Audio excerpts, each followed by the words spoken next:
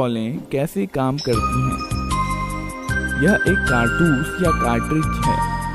इसे मैगजीन में लोड किया जाता है, जिसमें स्प्रिंग और फॉलोअर इस पर दबाव बनाए रखते हैं।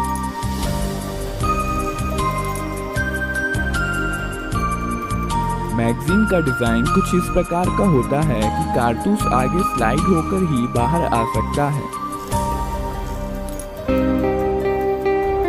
इस मैगजीन को बंदूक में रखा जाता है।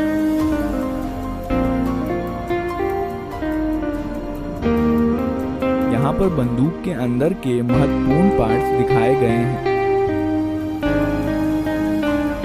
बंदूक को पहली बार फायर करने के लिए रिकॉइल स्प्रिंग के अगेंस्ट स्लाइडर को हाथ से पीछे खींचा जाता है। इसके कारण कई चीजें एक साथ होती हैं, जिन्हें हम एक एक करके देखेंगे।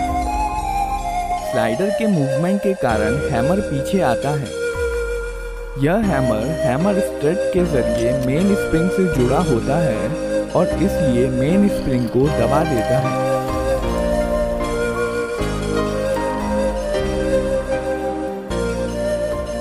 यह सीयर है। यह हैमर के मूवमेंट को कंट्रोल करता है।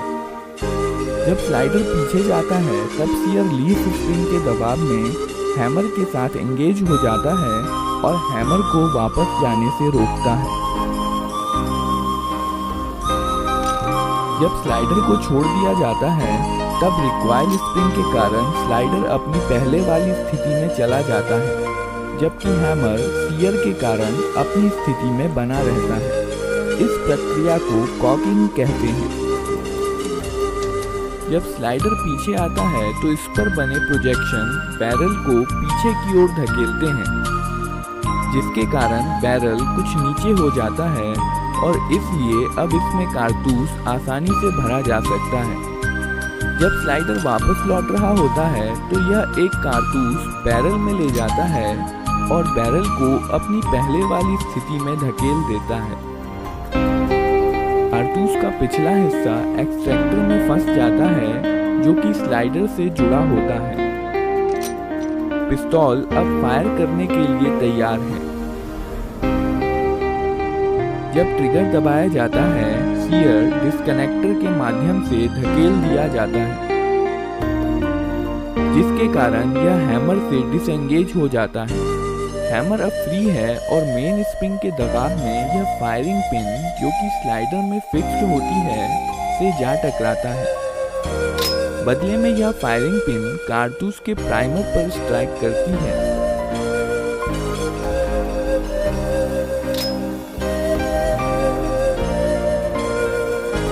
प्राइमर में इम्पैक्ट सेंसिटिव एक्सप्लोजिव होता है, जो फायरिंग पिन के टकराने की वजह से जल जाता है।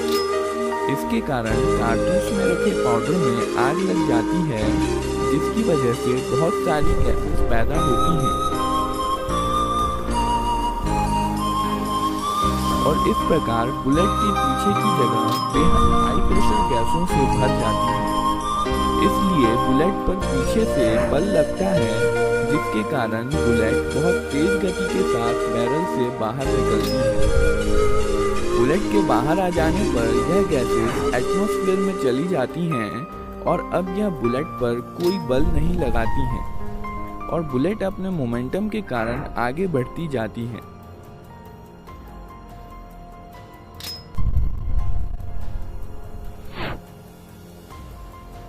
बैरल में कुछ लकीरें और खांचे बने होते हैं, जो आगे बढ़ते समय बुलेट को स्थिरता के लिए घुमा देते हैं।